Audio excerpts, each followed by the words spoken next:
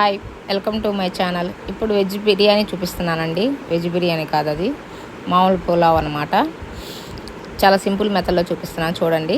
ఒక దవరా పెట్టుకొని పలావ్కి దాంట్లో నూనె నెయ్యి రెండు మిక్సింగ్ అండి వేసి యాలుక్కాయలు బిర్యానీ దినుసులు మొత్తం వేసేసేయండి. నేను ఒక్కొక్కటి చూపిస్తున్నాను. సాజీరా, అది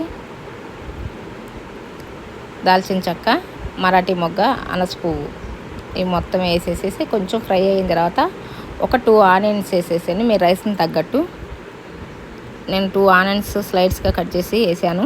దాంట్లో అవి తొందరగా బ్రౌన్ కలర్ రావడానికి కోసం కల్లుప్పు వేసాను అనమాట. తర్వాత 2 స్పూన్స్ పెద్ద స్పూన్స్ అల్లం వెల్లుల్లి పేస్ట్ వేసాను. అది కొంచెం అరోమా వచ్చేదాకా వేయించుకోవాలి, ఫ్రై చేయాలి. తర్వాత కొంచెం నేను ఉల్లిపాయలు బ్రౌన్గా అవ్వకముందే వేసాను అనమాట అల్లం వెల్లుల్లి పేస్టు. తర్వాత పచ్చిమిర్చి కూడా యాడ్ చేశాను. ఇలా డైరెక్ట్గా కట్ చేయకండి, చాక్ బోర్డ్ మీద కట్ చేసుకోండి. చేయి కట్ అవుతే నాకు సంబంధం లేదు అనమాట.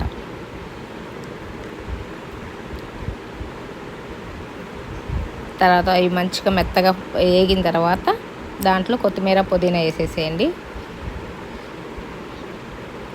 ఎవరి ఫ్లేవర్కి తగ్గట్టు వాళ్ళు మంచి వాష్ చేసుకున్న కొత్తిమీర పుదీనా వేసి కొంచెం సేపు ఒక 2 మినిట్స్ మూత పెట్టండి, మగ్గిపోతుంది.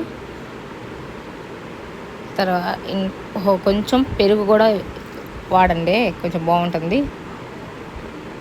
పెరుగు యాడ్ చేసుకొని మిక్స్ చేసుకున్నాక ధనియాల పొడి, హోమ్మేడ్ ధనియాల పొడి, బిర్యానీ మసాలా, తర్వాత కొంచెం గరం మసాలా వేసాను.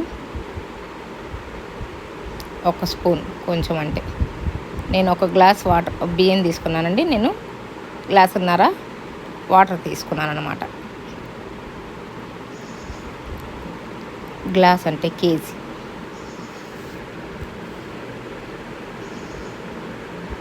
దాంట్లో టేస్ట్ సరిపోయిందో లేదో చూసుకుంటున్నాను. ఉప్పు సరిపోకపోతే అప్పుడే యాడ్ చేసేసేయండి. కొంచెం ఎక్కువగా ఉండాలి వాటర్లో. తర్వాత బిర్యానీ వేసేసాను. నిమ్మకాయలు కూడా వేసేసుకోండి. కొబ్బరి పేస్ట్ మస్ట్ అండ్ షుడ్ అండి, వేసుకోండి, బాగుంటుంది.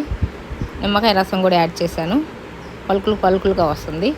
ఇది మా తాలి, సండే తాలి బాగుంది కదా. దీంట్లో కర్రీ వేయటం మర్చిపోయాను, మీరు ఏదో చేసుకోండి.